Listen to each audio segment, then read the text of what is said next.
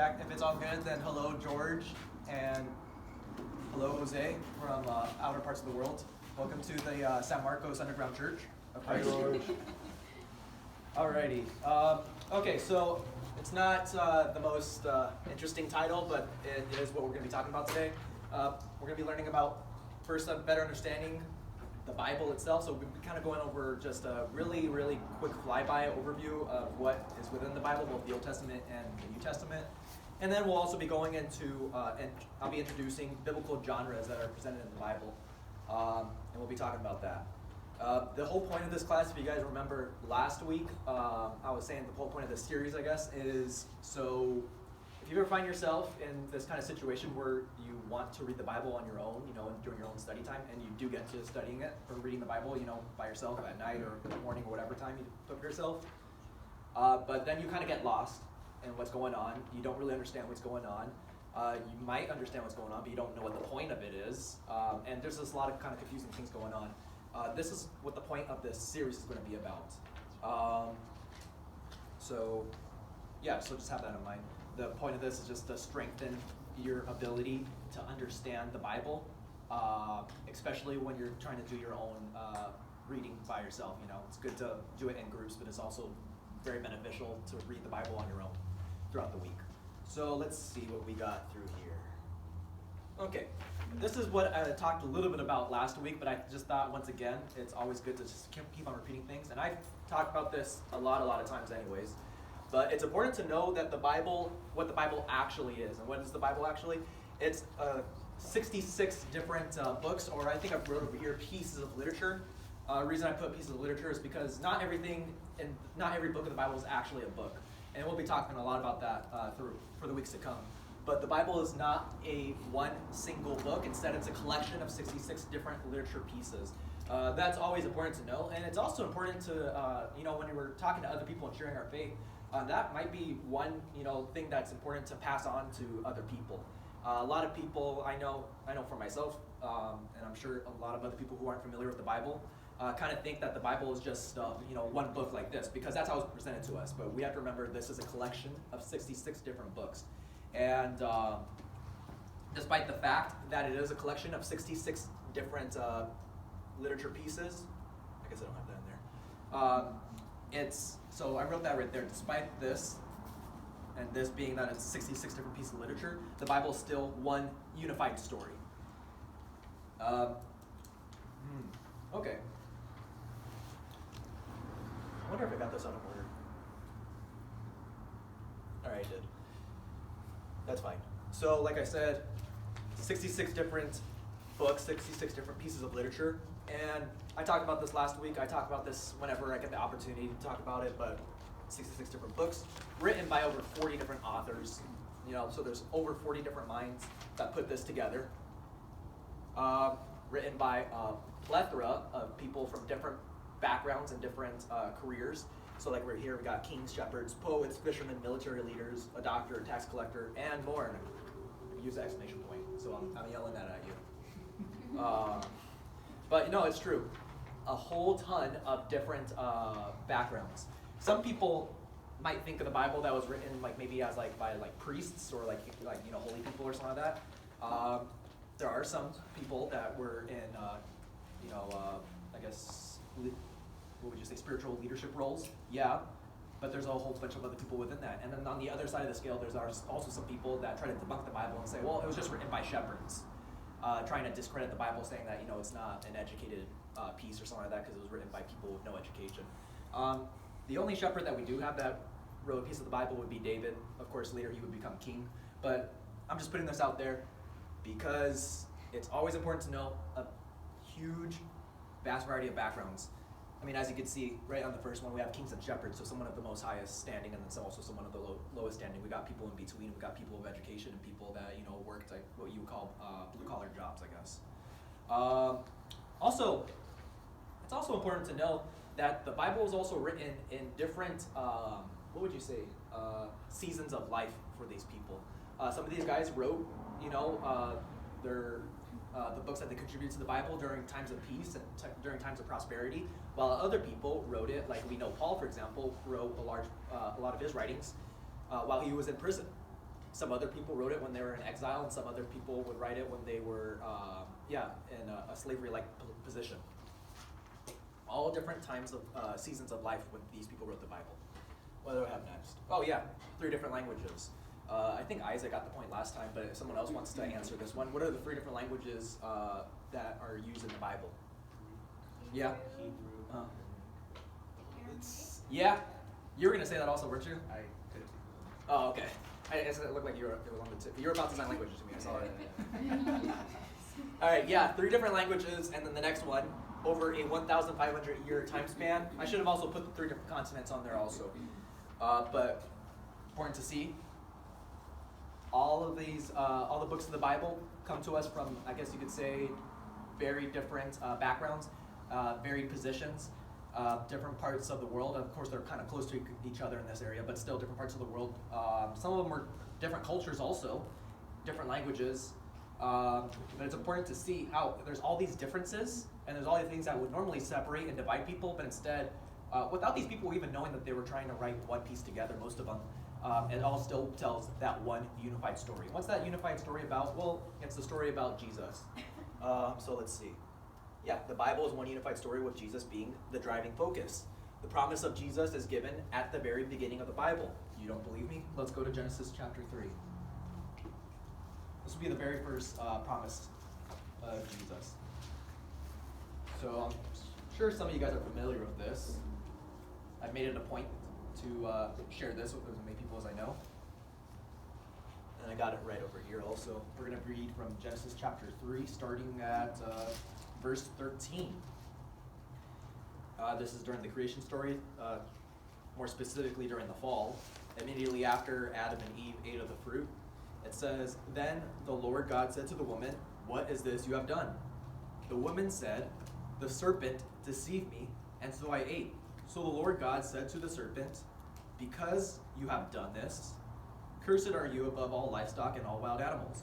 You will crawl on your belly, and you will eat dust all the days of your life.'"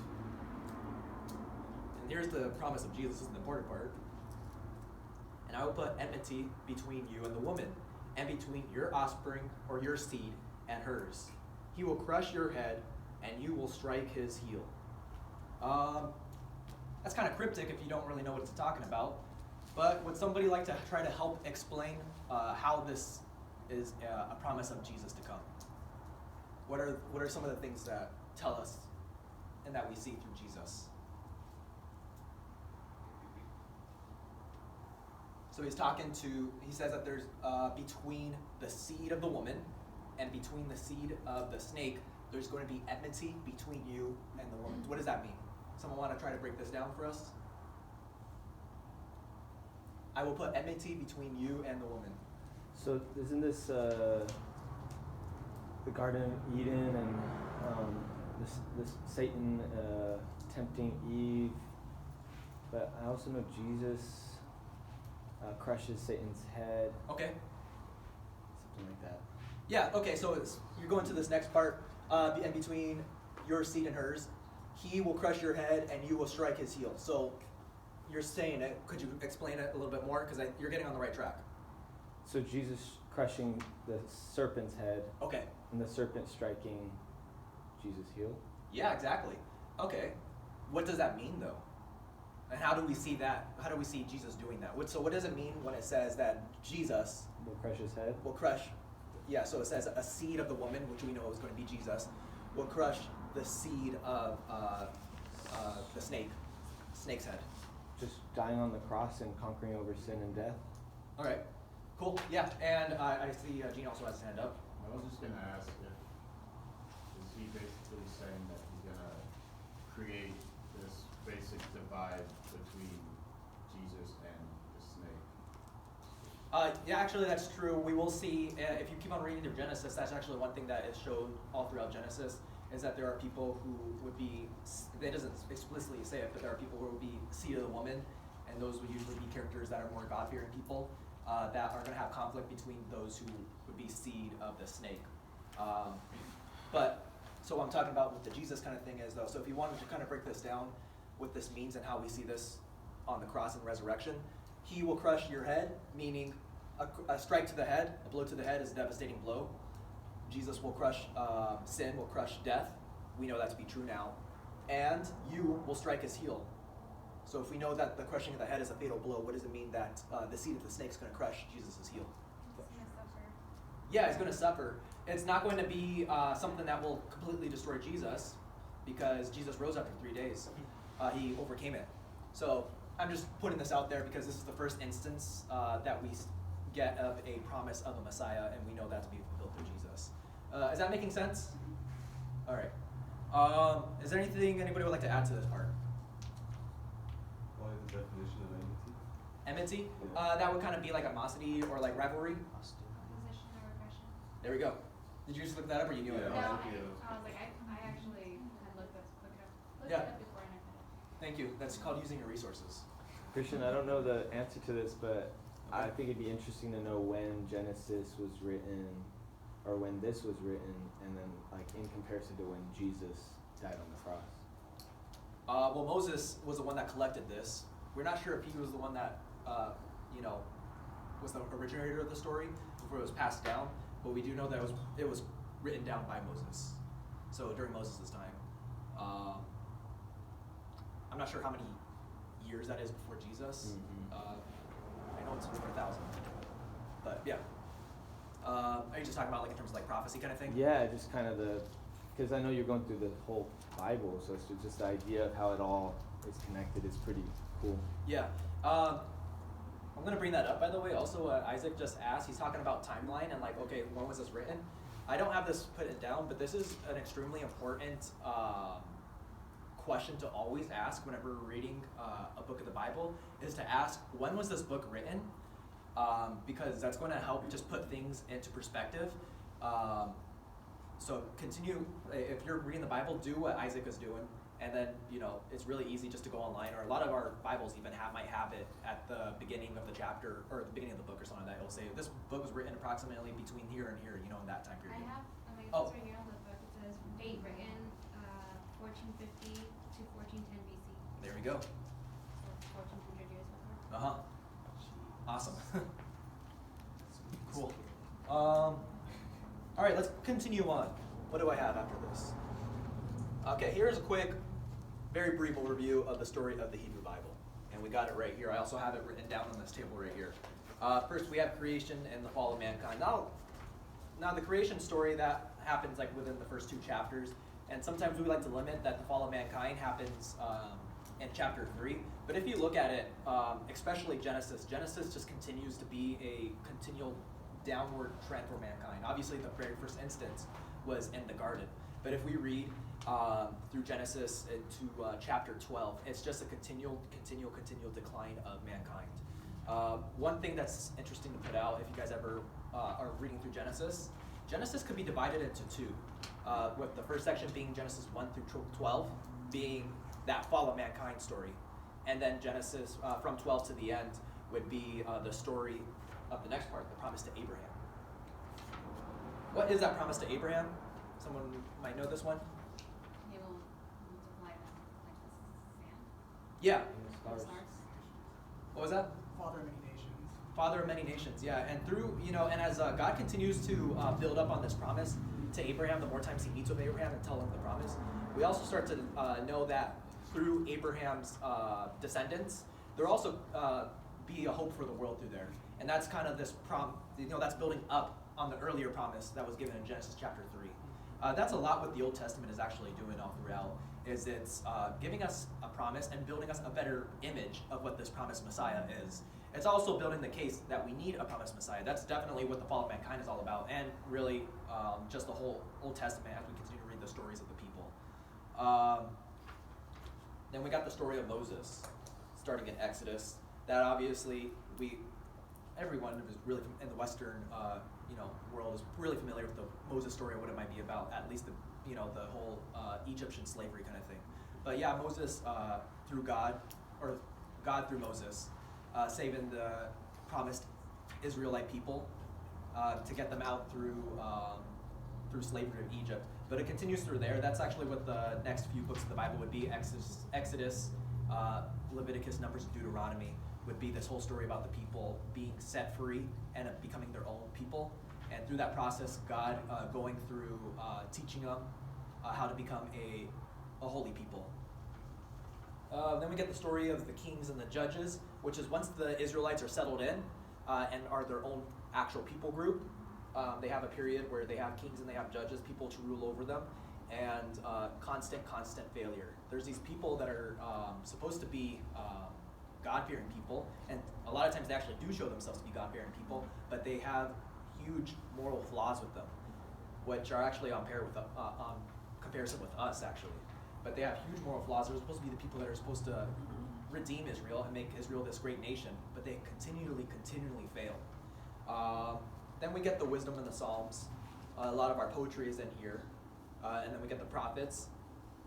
Once again, a lot of poetry is in here also, with the prophets obviously being two sides to the prophets. Would be the one that we really kind of are familiar with the prophets, which is a lot of these times they are telling us prophecies about the Messiah to come, Jesus. The other side of the coin also would be kind of a parallel with the kings and the judges aspect. They see with the kings and the judges, in addition to what the people of Israel are doing also, and telling them to turn, to repent, or this will happen. And a lot of times it would be stuff like exile or another civilization coming to conquer them and enslave them, and it does happen. So that's what we get in the prophets. Now then I put the end, because that is the end of the Hebrew Bible. As you can see, the Hebrew Bible doesn't have a satisfactory ending. And what do I mean by that? Well, if we look over here, we have creation, and this is how it's supposed to be. This is the ideal, right? The way God intended it. But then we see that mankind completely fails and squanders that opportunity. We get the promise to Abraham and how this is all going to be fulfilled and how everything's going to be restored. And if we keep on going through, it never gets restored. If you just look at the Hebrew Bible just by itself, the Old Testament by itself, it doesn't have a satisfactory ending. And the reason I can say that is because if you read through the Hebrew Bible, book by book, and also combine the books together to create that whole unified story within the Hebrew Bible, you notice that it is a extremely sophisticated story. You would think that an extremely sophisticated story that so far has given us a beginning, has given us a middle, has given us conflict, have given us a hope to resolve that conflict, would within the story resolve the conflict. Because without an ending, it can't be this amazing piece of literature. It fails to be an amazing piece of literature. That's just what the Hebrew Bible is in itself. That's why, as you can kind of guess where I'm going, is why the New Testament is needed. Jesus fulfills that promise. Jesus is the one that kind of gives this ending, which I should have put like the end and a question mark kind of thing. It takes the question mark away. It needs the New Testament to complete the story. Just real quick, I know this is the part of the Bible that we're more familiar with. The ministry of Jesus being the Gospels, all four of those Gospels at the ending, they always have the death of Jesus, which also comes with the resurrection of Jesus. After that, we get in Acts, which is the church, the history of the church, what the followers of Jesus did after Jesus left. We get all the epistles. Those are parts that we're all very familiar with, especially because that's what's usually preached on and taught on Sunday mornings. And it's also very easy for us to go to, for our own private study time. That's a place in the Bible where a lot of us will go to. And finally, we get Revelation in there. This part right here, that the New Testament is needed to complete the story, that the Hebrew Bible does not have a satisfactory ending. Is this making sense to the point I'm trying to build? Is there any questions on it in terms of what do I mean that this is incomplete story? Because then we're just all kind of like stuck at we're sinners. There's no way out of it. Like we have to keep pretty much working towards trying to please God, but at the end we really can't. Yeah, exactly. Like I was saying, and kind of what Emma's just talking about, it tells us that there is this Messiah that's going to come, and he's going to resolve these problems that Emma was just stating. But the Messiah never comes within the story. How is the story complete if that you said, within here, all the way we're just looking at at Genesis chapter 3. You said that there's going to be this seed of the woman that's going to crush the head of the snake. At this point, the head of the snake is still not crushed yet. it's an incomplete story because what you promised us at the beginning still hasn't even happened yet within the story. Do you guys see what I'm saying? Okay.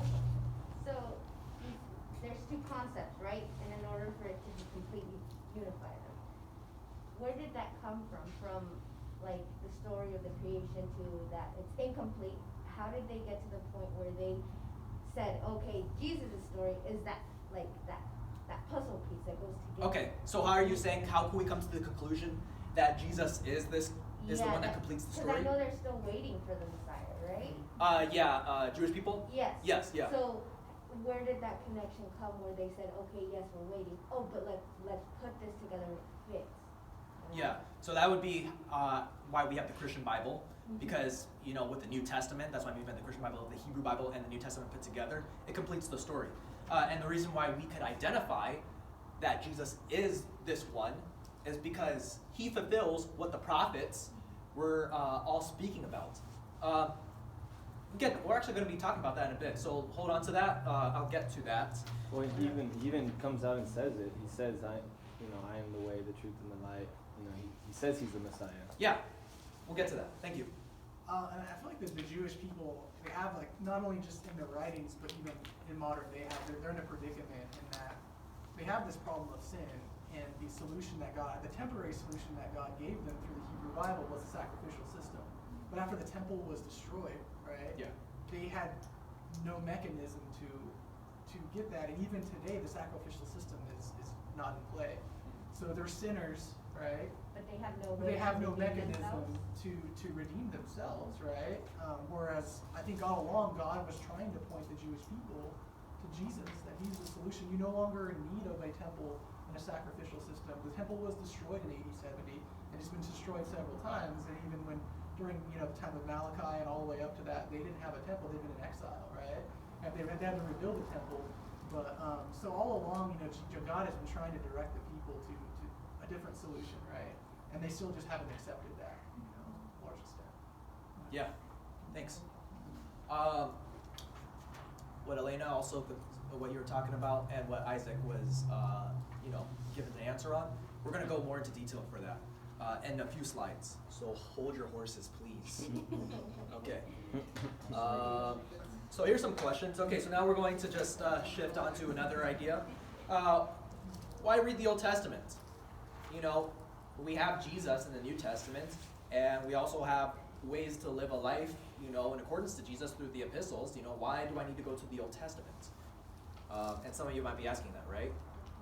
Like Mac, are you asking me that? Why go to the Old Testament? Thank you so much. I'm so glad someone asked about that. Well, let me give you two reasons why we should continue reading the Old Testament. And the very first one is that the Hebrew Bible prepares, and whenever I say the Hebrew Bible, just think of that as the Old Testament. The Hebrew Bible prepares the reader for the New Testament. Here's some examples, and this is a very, very actually small list of examples, but here's some things on how the Hebrew Bible is getting us ready for the New Testament. We could do some comparisons from the Old Testament and the New Testament, because there's a lot of analogies that are being played that the writers of the New Testament specifically put in there to make us think of stories from the Old Testament. Example, first one, this is one that comes to my mind all the time. Jesus in the wilderness versus the Israelites in the wilderness. I put that on there. Could someone shed some light onto what I mean by that?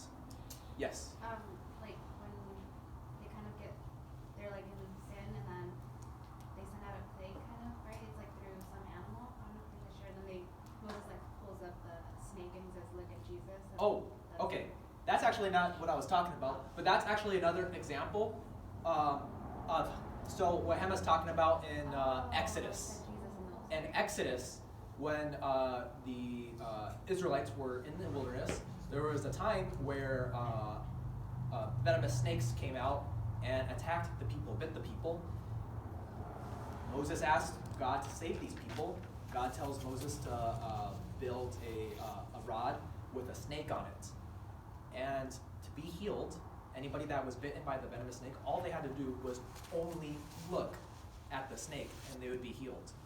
Jesus compares himself to that snake, where he says, I'm going to be, the Son of Man himself is going to be lifted up on a pole, just like the snake was in the wilderness. And all who look unto me, they will be saved. That's the comparison right there. Very good. I don't have that on the list, but it just goes to show. there are so many more than just what I have right here. And this is, like I said, a super, super small example. The one I'm talking about is Jesus in the wilderness being when Jesus was in the wilderness for 40 days fasting. Compare that to Israel in the wilderness, where they're in there for 40 years. You see the comparison? 40 days wilderness, 40 years wilderness. While the Israelites, though, failed their test of being in the wilderness for 40 years because they consistently failed honoring God. Consistently.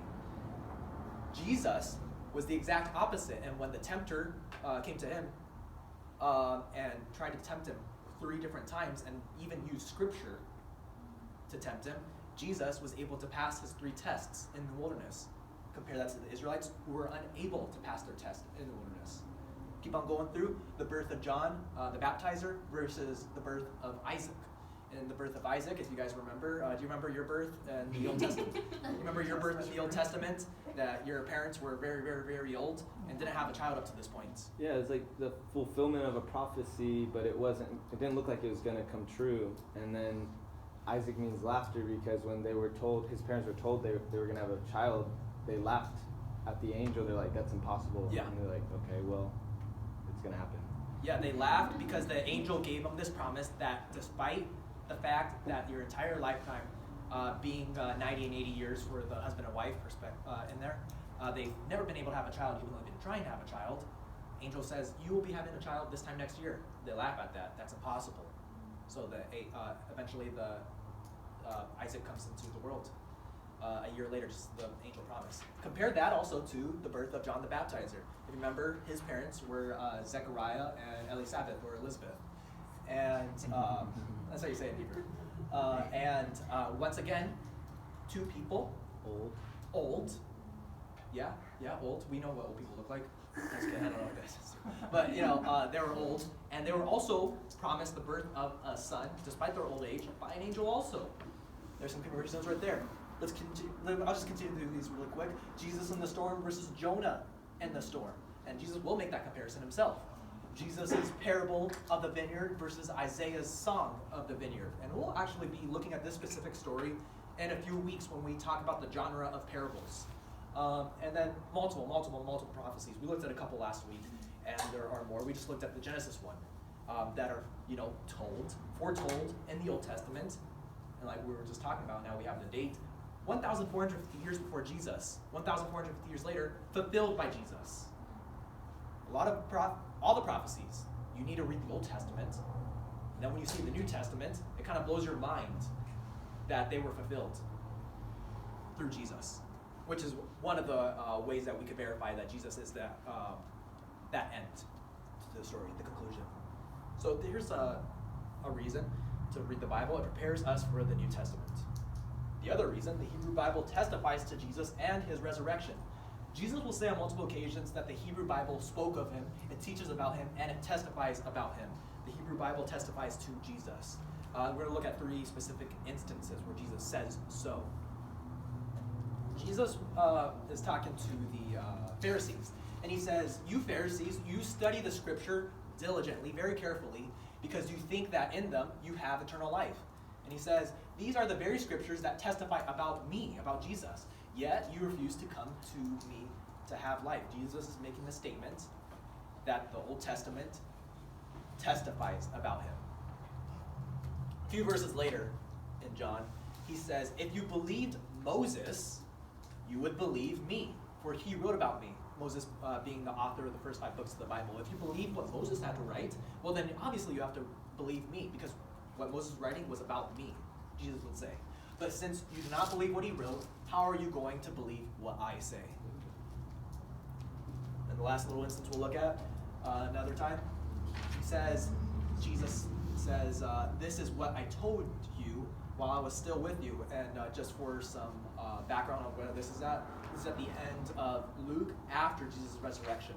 And he meets with 2 disciples who were saddened and lost hope because they thought Jesus was gone forever. And Jesus comes up to them and starts speaking to them, giving them a Bible study actually. And he says, this is what I told you while I was still with you before his crucifixion. Everything must be fulfilled that is written about me in the law of Moses, the prophets, and the Psalms. That's a long term. That's a long form of just saying the Hebrew Bible, the Law of Moses, the prophets, and the Psalms. Then he opened their minds so they could understand the scriptures. Just 3 instances where Jesus makes it clear that the Old Testament is about him, and that is the reason that we know that Jesus is that fulfillment to that end. That he gives the cohesive ending, a satisfactory ending for us. Make sense? Cool. Let's talk about genres. When reading through the Bible, it can be very helpful to identify what genre the book you are reading belongs to. So let's first discuss what a genre is. And let's identify some genres that we are familiar with. Let's talk about movies. All right, Victoria, give me a movie genre. Horror. Horror. Okay, everybody. Let's do horror. If I was to say, we're going to watch a horror movie tonight, and I don't tell you the title or anything, I just say we're watching a horror movie tonight. From now till tonight, you might be thinking, what might I be expecting from this horror movie? What's some things that you might be expecting if you know that a movie is in the horror genre? Fear. Blood. Okay, fear. My heart. Serial killer. Okay, I'm hearing a lot of things. But these are all the things that we would expect. I heard vampire, I heard serial killers, I heard fear, I heard blood. Yeah, these are all things that you might expect if you were to watch something in the horror movie. Okay, let's do another genre. What about rom-coms? Comedy. Okay, let's do a romantic comedy. What are some things that you would expect to find in a romantic comedy? Heartbreak, corny. Yeah, reconnection. Like they come around. Alright. Oh, okay. Right out the window. Exhaustion. Drew Barrymore. The story of Drew Isaac. Barrymore. All right. Oh my goodness. Right? What was that? It's an unrealistic expectation. Unrealistic expectations for the guys. All right. So there we go. When you're That's a comedy. wait, I want to hear this one. What was that? He's like false hope. So the reason I just wanted to do these kind of things, and you could do this with every genre of movies. You could also do this with genres of music. Anything that could come in a genre, you could start to think and start placing things that you might expect to find in there. That way, when you start watching the movies, you know, oh yeah, I expected this. Something like this. I had a feeling that something like this would happen. And it makes sense that this is happening because this is what happens in romantic comedies. This is what happens in horror movies. This is what happens in science fictions. You fill in the blank kind of thing. And because of we've started to since an early age we've all been watching movies, and we started to build up our library in terms of this is the kind of things that I would expect when things that are appropriate to the genre happen. You go, that makes sense, and it doesn't really confuse our brain. We already are accustomed to know what kind of to expect. Just a little kind of thing also would be when something unexpected happens in that genre. If it's done well, we can really appreciate that because go, wow, that's cool. I didn't expect that. If it's done horribly, we go, that was dumb. But anyways, one of the important things about genre and the important thing about knowing about genre is it helps us know and identify what is to be expected. Same thing goes for the Bible. Genres are helpful because they help the audience prepare and better make sense of what the writing piece has in store, or the movie we were talking about for our last example. Okay, there are 3 major genres found in the Bible, and the 3 major genres are, the first one would be narrative, followed by poetry and prose discourse. So narrative, poetry, prose discourse. Let's talk about them. Narrative. Narrative is the one that we're all, I feel, and I'm not even just talking about the Bible, I'm just talking about in life. We're all a lot more familiar with narrative. Narrative is the easiest of the genres to convey and to talk about and to even make up on our own. What is narrative? It's just a story. Something that has a beginning, a middle, and the end. Something that has a protagonist. Something where the protagonist or the hero has a conflict and they're going to resolve that conflict somehow. Right? That's what a narrative is. Within the narrative genre of the Bible, we also have a couple of other, subgenres within it. I wrote those down in there. Example, historical narrative. We see a lot of the Old Testament dealing with that. We also have gospel. We have the 4 gospel accounts. And they also are a little bit different than historical narrative. We'll be talking, and all these subgenres. We'll be talking about most of them in the weeks to come. We'll have a class on each one of these. And then we also have parable, a different form of narrative. The next one we have is poetry. And I'm talking really briefly about these genres, these main genres. We'll be talking more about them in the weeks to come. It's always important to know what genre we're talking about because, well, if I don't know that I'm reading a part of the Bible that's poetry, and I mistake it for narrative, that could really confuse me, and also confuse my expectations and what I'm supposed to take out of it. Within the poetry genre, we have some subgenres. Some of these subgenres include the Psalms, include prophecy, include apocalyptic literature, and also includes the wisdom literature in there. We spent about a month and a half last year talking about the wisdom literature of the Bible. And the third one would be prose discourse. That's a word we don't really use, but you can kind of tell what it means just by the subgenres. We have the epistles, we have law, and we have speech. Prose discourse would be prose meaning direct, and discourse meaning speech or talk, so like direct speech, direct talk. That's why that last one, speech, is a really good one to kind of convey what it is. It's just kind of a written down speech. It's someone trying to convey information to you kind of in the most direct way possible. What I'm doing right now is a form of prose discourse. If someone wants to write that down, that can be considered prose discourse. Let's see. Yeah, all right, did this, cool. Oh, okay, let's do this. This is a really cool test. Go to Exodus. And we're gonna be starting in, I think, 13. If I wrote 14, that might be an accident. Yeah, that's an accident. It's supposed to be chapter 13 we're gonna start.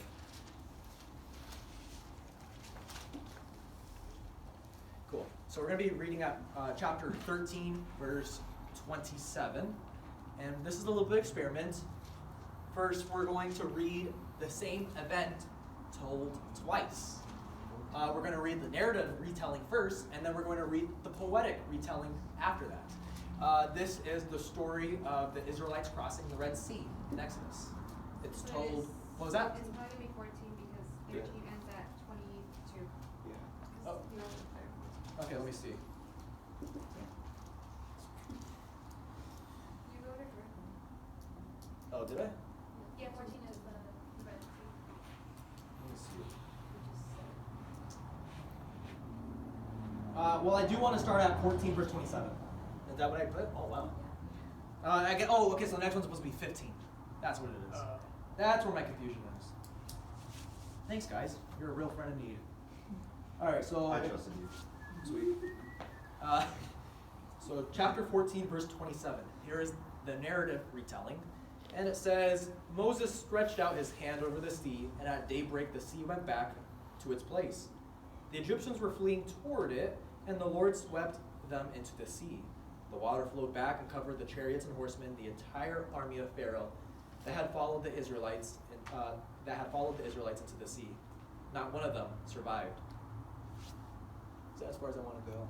Not a little bit further. But the Israelites went through the sea on dry ground with a wall of water on their right and on their left. That day the Lord saved Israel from the hands of the Egyptians, and Israel saw the Egyptians lying dead on the shore. And when the Israelites saw the mighty hand of the Lord displayed against the Egyptians, the people feared the Lord and put their trust in him and in Moses, his servant. Cool. I know exactly what they're talking about. I feel like it's very plain for us to understand, right? I should have said this before we started, but as we read, pay attention just to how both accounts make you feel, what you see, while reading it, kind of how it shapes your thinking, I guess. Just anything that your mind might be experiencing as we read these things. Keep that in mind, and I would like to, start a discussion once we go through both of those parts. But just think what you saw, how you felt, anything that was activated in your mind as we read that, okay? Now we're going to read the poetic part in chapter 15. And where do I want to start? Verse 3. That makes sense. It says, in the poetic retelling, the Lord is a warrior. The Lord is his name. Pharaoh's chariots and his army he has hurled into the sea. The best of Pharaoh's officers are drowned in the Red Sea. The deep waters have covered them. They sank to the depths like a stone.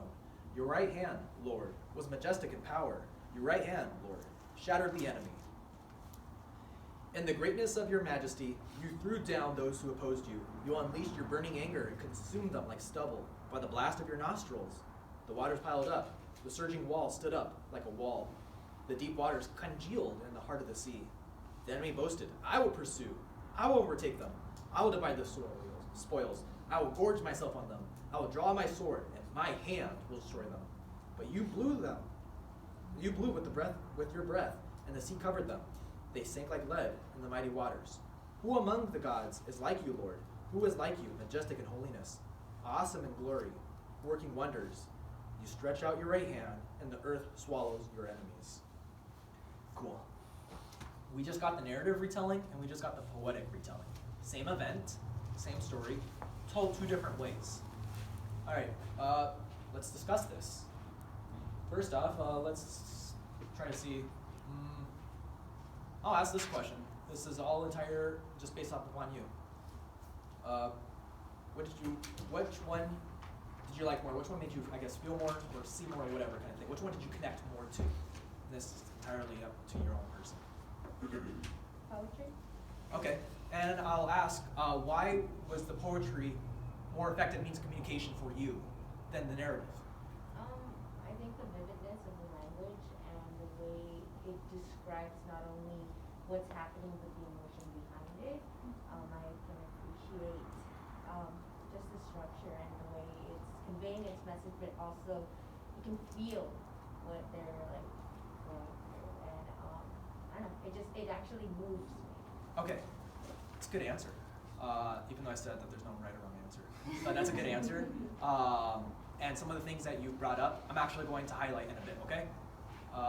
Who else? What about, was there somebody that the narrative side connected more to them? Yeah.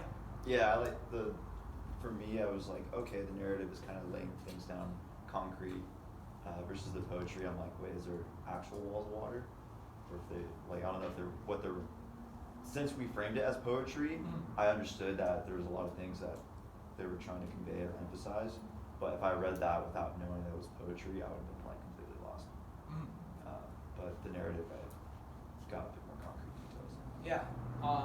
And sometimes I feel like that also. Usually for me, I usually connect more of the narrative side for that reason also. Because I go, wait, are you speaking purely poetic, kind of thing? Mm-hmm. Or are you like, is that actually what happened kind of thing? Yeah. Where in the narrative, I go, okay, that's what actually happened. Yeah. Okay. And you see, that's kind of how it works for different people. Anybody else like to share about maybe which one, spoke more to you and maybe why? Yeah. I think like for me, when I was reading the narrative, it was more of like I saw God's hand, but it was more to fulfill his like in the way I was understanding it, to fulfill his promise. Whereas in the poetry, I think I saw more of like their interpretation of what they saw God, and it was like, I feel like it was like, oh, he is, I don't know, like maybe I was reading it like this, but he's got our backs. Like I felt like it was almost like a prideful, maybe like poetry. I don't know, it's weird. I read it kind of like, they're like, oh, look at us, like God has us, look at his power, like, I don't know. Okay. That's just kind of how I read it. Yeah, that's cool. That's interesting way to think about that.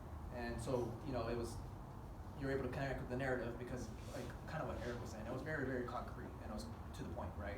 Where in the poetic side for you, there were some questions that you started to, build up, and you start to build, that kind of thing, right?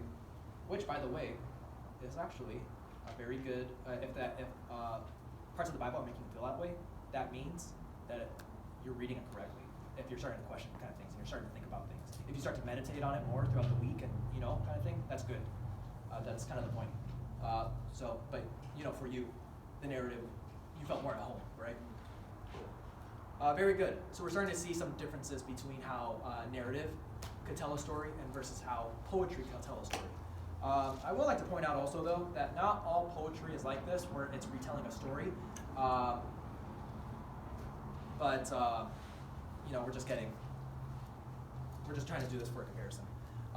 One thing that Elena said that is some key opponents to think about with poetry is that poetry is designed not always, and this is something that could be difficult for us because when we try to read the Bible, sometimes we try to take like, oh, what can I learn from this kind of thing? But especially biblical poetry, not all the time though, and this isn't a rule though, but not all the time though, biblical poetry isn't trying to teach us something. Sometimes it's trying to make us convey a feeling or an emotion that the author, had when they were experiencing it, and try to convey that to us. And that's kind of what you were talking about with the emotion kind of part also. The other thing that poetry does for us also is it tries to use language that you normally wouldn't use to describe something, and because it's using two different forms of language that you normally wouldn't put together, it starts to activate something in your imagination that's different. Some poetic language that's used inside there. Eric was kind of talking about that, but they were talking about how the surging waters stood up like a wall. We're personifying the water because people stand up, not water. And this time it stands up like a wall. It starts to make you think in a different kind of way. I heard somebody once say something like, in terms of like poetry, how poetry, with narrative, it's kind of like we walk down a path that we're used to, and this is the path that we always walk down to. But with poetry, it's kind of like somebody opening up a different part of the path that you've never seen before, and you start to experience a new path. And that's kind of like the idea of poetry. Cool. Any questions, anything people would like to add to the poetry and the narrative discussion? Yeah. Do we see that a lot more often in the Old Testament where they give you narrative and poetry? Or is it just like, because I don't see a lot of poetry, or maybe I haven't read that, but like in the New Testament, like this type, because that one was, it's very, it's different. Do we see that more often? Poetry, actually, if you want to turn the page, this will help us out on this little worksheet. Poetry is actually, you're going to find more poetry in the Old Testament. And what I just showed to you guys is very, very, I think it's a unique circumstance where I'm pretty sure, actually I think in 1st and 2nd Chronicles we have a little bit. But, for the most part though, a narrative retelling isn't really paired with a poetic retelling. This is kind of a rare instance. Did my thing turn off? Wow, seriously? I'm kidding. Anyways, let's go. I didn't really do that one anyways. All right, if you turn the page, I kind of just gave a overview, an approximation of what books fall into what genre. If you want to fill out those blanks, it says that narrative composes of approximately 43% of the Bible. Almost half of the Bible is told in narrative. That makes sense because we're narrating the stories, because the stories come from a narration. As you can see, a lot of Old Testament, we have Genesis, Exodus, Numbers, Joshua, and continue all the way down. A lot of that is going to be narrative. In the New Testament, all we have is Matthew, Mark, Luke, John, and Acts, which actually are really big books. Even though there are only 5 books, it's still a big portion of the New Testament. But a lot of the Bible is narrative. Makes sense. It's really easy for us to understand at first glance, and it's really easy for people to retell narrative. We tell narrative stories all the time amongst each other. Poetry, surprisingly, is actually a big portion of the Bible too. It's 33% of the Bible. 1/3 of the Bible is poetry. And the reason why I put that little thing I'm saying approximately is because a lot of books have both genres. And so even if you try to break it down into, what chapters, are poetic and what chapters are narrative, well then sometimes it's got a lot of overlap also. There's a lot of poetry in there. And as you could actually, if you start to notice, because we have Job, Psalms, Proverbs, Ecclesiastes, Song of Songs, that makes sense. In most of our Bibles and a lot of the Christian tradition, that's taught that it is the poetic part of the Bible. It's true. These are the poetic parts of the Bible. But also, the prophets speak primarily in poetry a lot of the time. If you notice, there was 2 prophets, I believe, that 2 prophets that are not in the poetic side, but instead of the narrative side, Daniel and Jonah. Those are told more as narrative stories. And then prose discourse, which is the part of the Bible that, as Christians, I know that we usually go to the most. That makes up 24% of the Bible. Almost a quarter of the Bible is prose discourse. Not much of the Old Testament books are considered prose discourse. So as you can see, we only got Leviticus and Deuteronomy. But I put down Romans all the way to Jude are considered prose discourse. So there we go. I hope you guys keep this just as a little bit of a tool. It will help you out. I know it has helped me out, just knowing what the genre of the book I'm getting into is. Let's finish off. Next week we're going to talk about biblical narrative. Have you guys ever noticed, especially if you just like, I'm going to start reading the Bible, and you open up and let's say you start reading Genesis. And you know it's a story, but it kind of tells the story differently than how we might read a book that tells a story, you know, kind of thing. If you read anything that was written in the 21st century, the 20th century, you know, 19th, 18th century kind of thing, the books that we normally read, they're told very differently than how Genesis is told. They're told very differently than how stories in the Bible are told. We're going to talk about why and how that's actually a benefit to the storytelling of the Bible and unique. So we'll be talking about that next week. Let's see, we now have one tool to add to our understanding of the Bible, and that is the knowledge of genres. So, you know, as you continue on, and especially during this week, I would say that if you study the Bible, and before you study, identify the book's genre.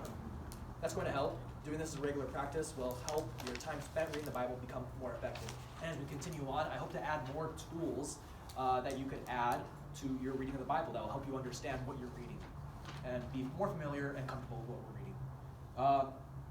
Any questions to close off? Cool. Well, I hope this was beneficial. I hope this was understandable, and I hope that if you were able to understand it and it made sense, that you'd be able to, you know, take this on for the weeks to come. Do we have announcements?